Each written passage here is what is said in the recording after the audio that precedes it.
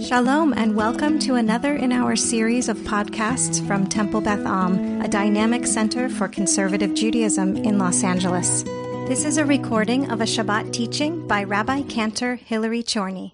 I want to point out that we are wishing Yael Aronoff well. She doesn't feel well this morning, which is why I am teaching her source sheet. So if you like this, you should give her credit. And if you don't like it, you should blame me, okay? Because she prepared a great source sheet. And I'm sure that if she were teaching it, it would be outstanding. And if I teach it well, then it's only because she prepared a great source sheet. And we also had an opportunity to study this Torah a little bit together this week, which is just a pleasure. It's lovely to learn with somebody who was my student, is now my intern, and is going to be an awesome rabbi.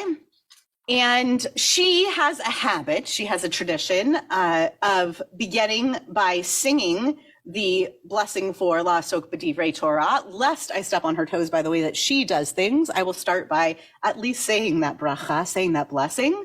Baruch atah Adonai Eloheinu melech ha'olam la'asok b'divrei Torah.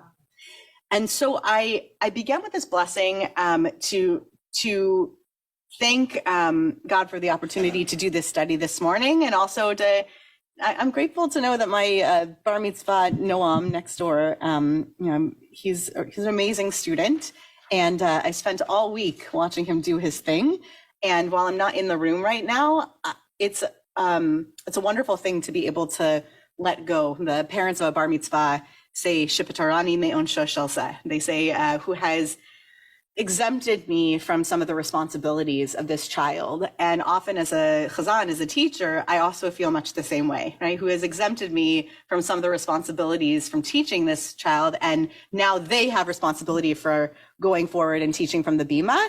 And he is an example of a bar mitzvah who can do that. So it's a huge mazel tov to him that he's on the bima, and I have 100% confidence that he's doing a great job and absolutely doesn't need me in the room.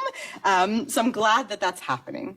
I'm going to hop all the way down to the source that's at the bottom of the page so we can begin to explore the theme of leadership already through the eyes of Yitro.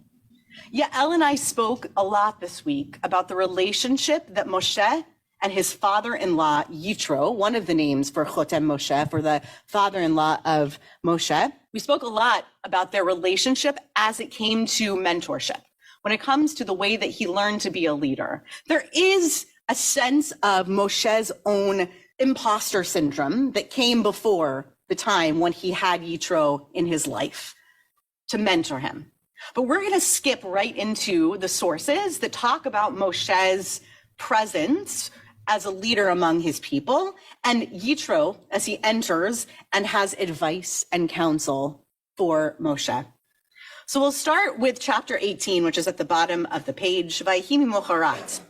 So it was the next day from something. We're starting in the middle of a narrative. Vayeshev Moshe lishpot et ha'am. Moshe was sitting. I want you to pay attention to that verb, Vayeshev Moshe, because when we look at two of the commentaries that come up, both of them are going to hook themselves, like those vavs that Rick was talking about earlier, or the sevens on your license plate. It's a nice callback, right? See, I remembered. They're going to hook their commentaries on Vayeshev. So he was sitting and judging the people, lishpot et ha'am, to judge the people. By the way, who else liked to sit? Kechom hayom, who liked to sit? Avram also liked to sit. This, I think, is like a tiny little echo of a callback. But anyway, maybe it's not. Vayamod ha'am al Moshe. Vayamod. What's the opposite of Vayeshev?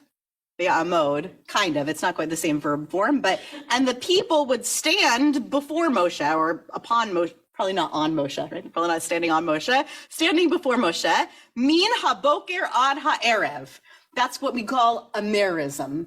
Not really just from morning to evening. They're saying all the time, didn't stop, line out the door. The kind of thing where you're like, what's on sale at that store that there are 400 people around the block, okay? It's just that kind of a nonstop revolving door. Vayar Choten Moshe. Choten Moshe saw this. Yitro saw this. Choten Moshe is sometimes just the way that Yitro is referred to. Et kol asher hu oseh la'am, everything that he was doing to or with the people. Vayomer min hadavar hazeh, Vayomer ma hadavar hazeh. What is this thing? says Yitro, asher ata oseh la'am, that you are doing to the people, for the people. Madua ata, yeshev levadecha. Why do you sit alone by yourself, levadecha? It's really double emphasis. If Everett Fox was translating it, I didn't look at his translation. Again, for the record, not my source sheet, but Everett Fox would probably say like, by yourself, yes, alone, right? Like really like alone. V'chol ha'am nitzav alecha min boker ada arev. All the people are standing all around you from morning until evening. Let's keep going with the source. You got to turn the page. So Moshe has a reply. Vayomer Moshe lechotno. Okay. Ki yavo elai ha'am lidrosh Elohim. Listen, it's because the people come to me to ask about God. Remember lidrosh? Who said lidrosh first? It was a woman. It was a woman in the 5 books of Moses. It was a woman who had a very complicated pregnancy. Rivka, thank you. Rebecca went to lidrosh et Hashem, right? So lidrosh is in the time of the Torah, like coming to seek an answer, okay? But like really a godly answer. Ki yeh lahem davar ba elai v'shaftati ben ish uvein re'ehu. And when they have like an argument, a dispute, it comes before me to judge. And I make a judgment between one and their neighbor, their fellow. Vehodati et chukei ha'Elohim ve'et torotav. And I make it known, really, and I come to know, or I make it known, the laws of God and God's teachings or Torah. Remember, this is like Torah in a bigger sense. We're not going to get into that, but like I let them know what's God's law. Vayomer choten Moshe elav. He says back to him, Lo tov hadavar asher ata oseh. This is not good, this thing that you are doing. Navol tibol. That's actually a doubling of a verb, okay? Surely, you will wear yourself out. Gam ata, gam ha'am hazeh, asher imach. Ki chaved mimecha hadavar, lo tuchal asohu levadecha. You're going to wear the people out too. This task is too heavy for you. You can't do it alone. You're going to burn out. Your people are going to burn out. Okay. So by the time that we're here in Parashat Yitro, as the discussion question says, what do you think Yitro, what's his perspective on what's happening with Moshe and the people at this moment? What is his greatest concern? What do you think? Everything to everybody. He's trying to be everything to everybody. Right? At the beginning, at the very beginning, he does seem, even in his protesting to God, to be chosen as the one. But here, a human being, his father-in-law says, this is a terrible system. You can't do this alone. And you're right. You're bringing up a word that's going to come up a lot. And that word is delegate. You cannot lead alone. Good. You have a thought, Rant? They rise to the, he doesn't want, then he does sort of judgment about, he should start off doing. That's the example. But at some point, Right. the father-in-law said people about the law. Great. So that you don't lose your credibility, but you do have to, he doesn't, and I have to assume he didn't let it go on for a while. Saw what was going and then stepped in and provided judgment when Moses didn't have the judgment. So it's a little bit more complicated because he did have to start out doing it. But at some point, it's... Right, so leaders aren't born.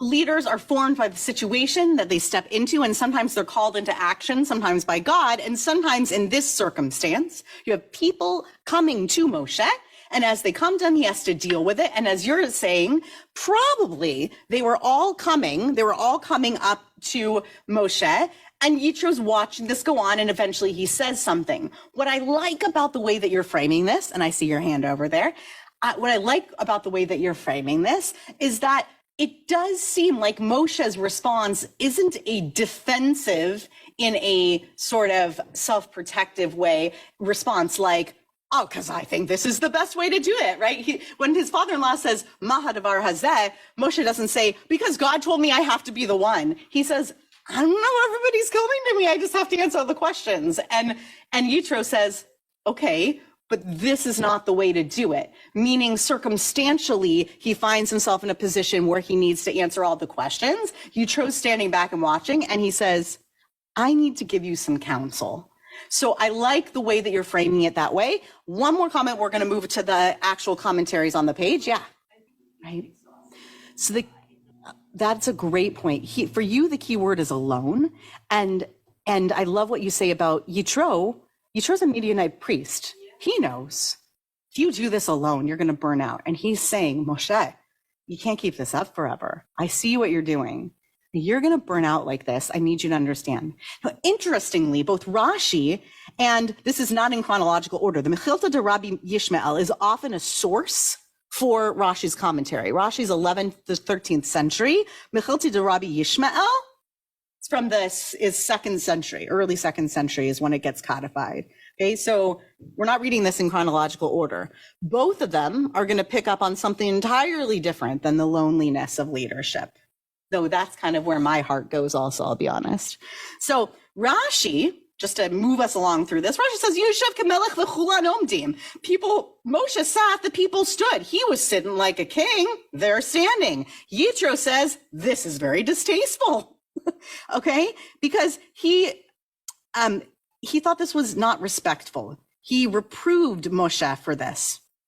He says, why are you sitting and they're standing? Madua ata yoshev levadecha v'chulam nitzavim.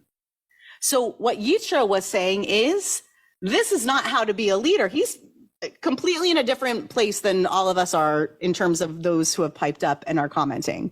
He says, this is not how to place yourself. You don't sit all day while the people are standing to speak to you.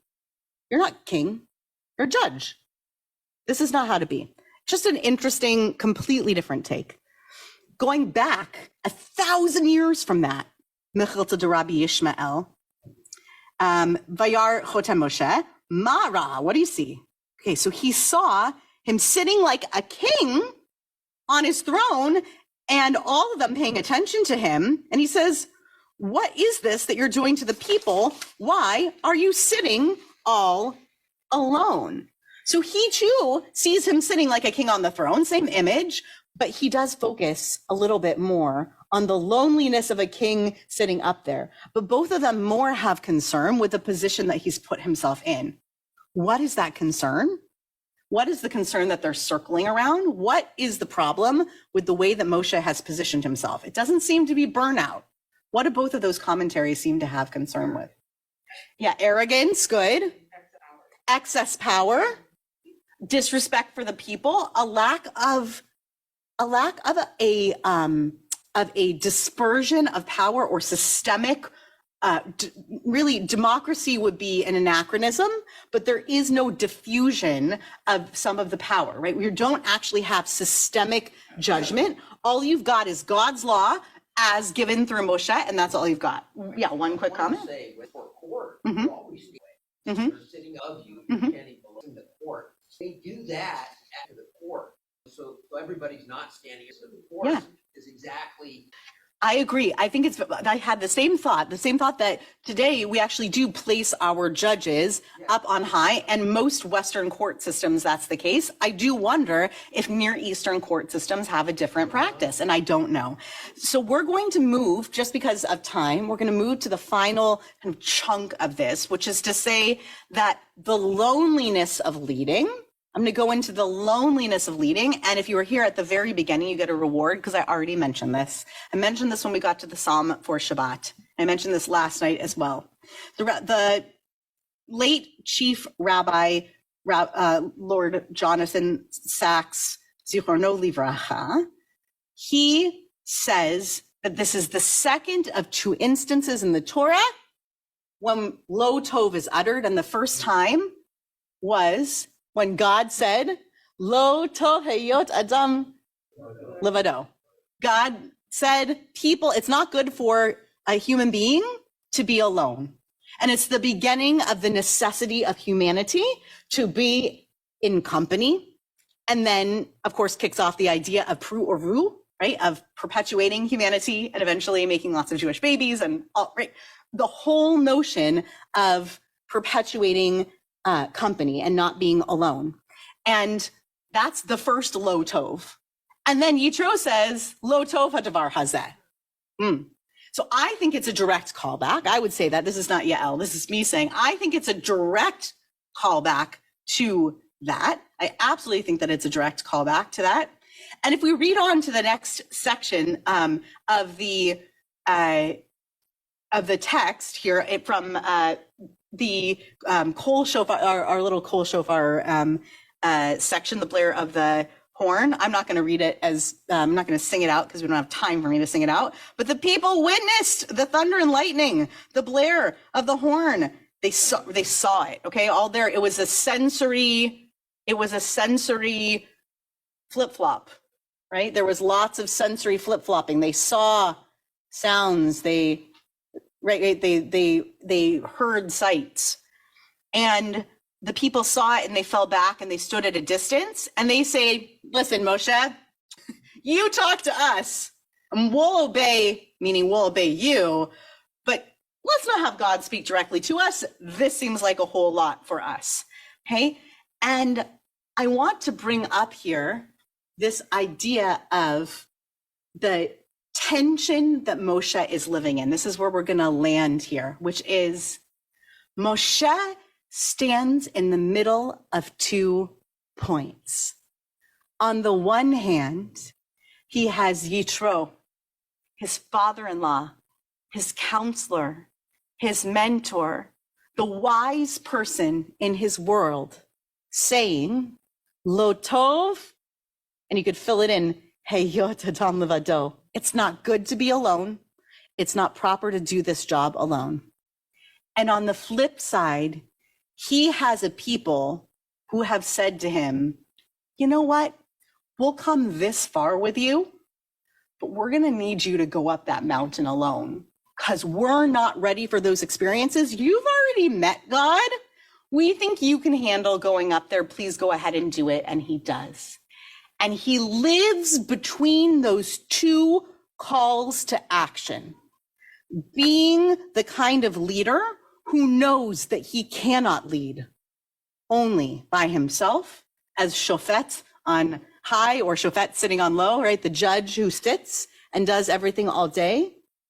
And also he knows that he is sometimes called to play and to be solo. To be a leader is to live in that tension place in the middle of those two things, right? To be a leader is to be stuck between those two things. To listen to your mentors who tell you this is how you can lead and not burn out, and to listen to your constituents who have needs and who have wants and sometimes need you to take a few steps forward before they're ready as well. And Moshe is the consummate example of this. What we can take from this, though, is that while we have certain places in our lives where we're leaders, often the leadership points in our lives, even those of us who are in positions of leadership like clergy, those leadership points are a much smaller percentage in our life than the places in our life where we get to be not leaders. And where we are not leaders, the wisdom of lo tov hayot adam levado reigns. It's not good to be alone. It's good to be in community. Most of the time, that's what we need. Most of the time. There's a percentage of the time when we need that levadecha. But most of the time, seeking that tov, seeking that wholeness is good for the soul. You have been listening to another in our series of podcasts from Temple Beth Am, a dynamic center for conservative Judaism in Los Angeles. If you enjoy these podcasts, we invite you to write a review on the Apple Podcast site or wherever you get your podcasts. For more information about Temple Beth Am Los Angeles, go to tbala.org.